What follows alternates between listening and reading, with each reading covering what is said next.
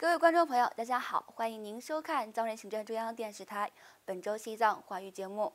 今天是藏历2145年3月19号，公元2018年5月4号。今天的主要新闻有：达赖喇嘛尊者致函祝贺朝韩首脑峰会，承诺和平与无核化。藏人行政中央推出3种语言的手机版新闻传播程序。藏中和谈筹备小组第30次会议开幕。美国呼吁中国还11世班禅喇嘛自由。美国参议院一致通过关于西藏转世的决定。美国国务院发布2017人权国别报告。下面请看详细内容。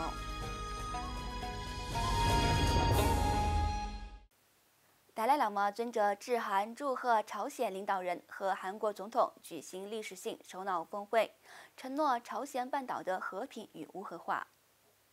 4月27日，朝鲜领导人金正恩在两国非军事区会见了韩国总统文在寅，开启朝韩之间历史性首脑会晤，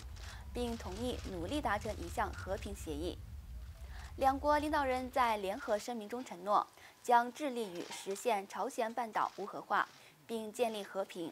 这意味着持续68年的朝鲜战争将正式结束。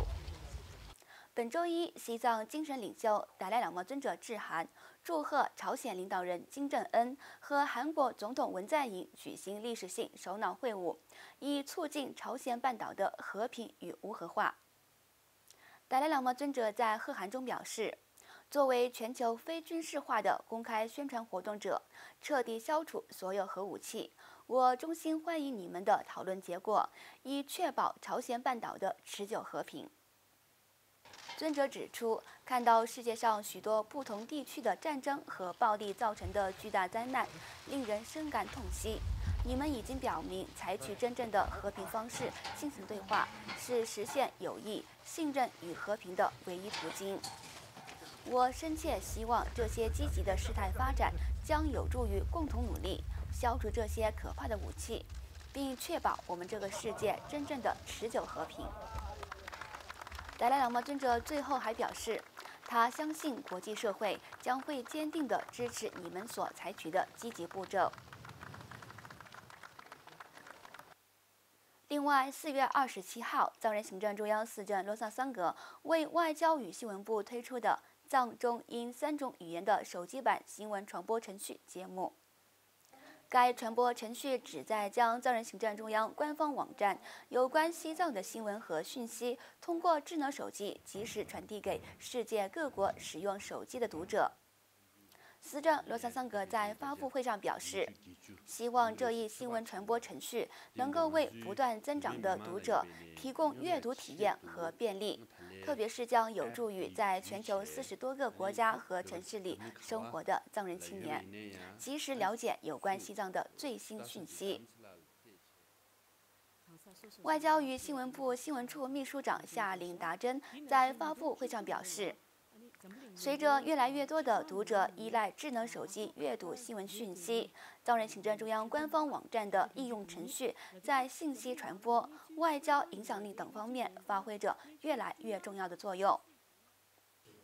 他指出，在过去10年里，我们目睹了信息传播的格式发生了巨大变化。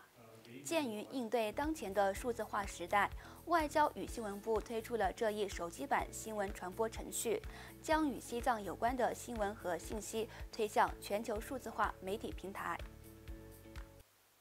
此外，藏中和谈筹备小组第30次会议日前在印北达兰萨拉召开。此次会议主要以目前西藏境内的政治局势、回顾达赖喇嘛尊者特使与中国政府代表之间的和谈，并展望其未来前景。5月1号，藏中和谈筹备小组第30次会议在印北达兰萨拉附近的亚洲健康度假村酒店召开。藏人行政中央司政罗萨桑格主持了这一为期3天的工作会议，并在当天的会议开幕致辞中谈到，国际局势风云突变，如南北韩领导人史无前例的会晤，展示着和谈才是解决问题的唯一途径。同时认为通过和谈未来解决西藏问题也有可能会得到积极成果，而表示乐观。司政认为，接下来的3、4年对西藏来说至关重要，因为这期间是决定恢复中国与西藏之间的对话，或者达赖喇嘛尊者重返西藏的最佳时期。司政还表达了这样的观点，认为中国内部的政治局势可能因被取消中国国家主席任期制和其他因素，如新领导人在西藏问题上采取更多强硬政策等，从而在2021年之内很有可能会出现社会动荡。藏中和谈筹备小组成立于1999年，组建该小组旨在寻找藏中间的共同点，协助推动藏中和谈，为和平解决西藏问题提供决策性建议。与此同时，美国国务院星期四呼吁中国释放第11世班禅喇嘛更登确景尼玛，并且对中国当局消灭藏人宗教、语言文化表示关注。此外，4月26号，美国国务院呼吁中国释放11世班禅喇嘛更登确景尼玛，并且对中国当局消灭藏人宗教、语言文化表示关注。美国国务院发言人努尔特在书面声明中指出，中国当局继续采取步骤消灭藏人的宗教、语言和文化特征，包括继续摧毁他们的宗教场所，例如拉荣五明佛学院和亚青佛学院。我们呼吁中国当局立即释放更登确景尼玛，履行维护所有人宗教自由的国际义务。美国国务院在4月26号的会议中一致通过决议，支持藏人佛教徒社区甄别并确立他们宗教领袖的权利。该决议案称，中华人民共和国政府对这一宗教活动的任何干预都是无效的。这是参议院有史以来首次作为美国国家立法机构通过类似的决议。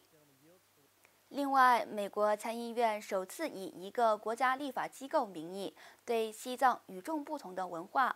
藏传佛教领袖转世认定与继位等给予支持。美国参议院全票通过第429号决议案，声明中华人民共和国对西藏宗教事务的任何干涉是无效的，并决定第59届西藏自由抗暴纪念日定为西藏人权日。请继续收看今天的最后一则新闻。美国国务院于近日最新发布的2017人权国别报告显示，中国当局统治下的国内人权状况仍然让人担忧。4月20号，美国国务院发布了2017人权国别报告。报告记录了过去1年来全世界近200个国家和地区的人权和劳工状况。美国代理国务卿约翰·沙利文在新闻发布会上说，美国国务院1年1度的人权报告是对世界各地人权状况最全面、最具事实的记录。他还点名批评了中国等8个严重侵害人权、道义上应受谴责的国家。美国代理国务卿约翰·沙利文批评中国继续散播其威权体系中最糟糕的特征，包括限制活动人士、公民社会、言论自由和使用任意监禁手段等。沙利文还批评中国缺乏独立司法、打压独立律师、强加信息控制、破坏法治。他说，尤其令美国政府感到关切的是，中国当局限制维吾尔穆斯林和藏人的宗教、语言和文化身份认同，并限制基督徒践行他们的信仰。该报告中有关中国的部分涉及西藏、香港和澳门，部分厚达100多页，详细记录了过去1年中中国共产党统治下的中国当局对基本人权的全面压制，包括数起由政府或其代理人操控的肆意剥夺人命、非法杀人事件、非法拘留、强迫失踪事件，以及人权捍卫者、少数族裔遭受的残酷非人道虐待和惩罚。该报告突出了第11世班禅喇嘛更登确景尼玛的失踪案。观众朋友，藏人行政中央电视台本周西藏华语节目就到此结束了，感谢您的收看，我们下期同一时间再会，祝你有个愉快的周末。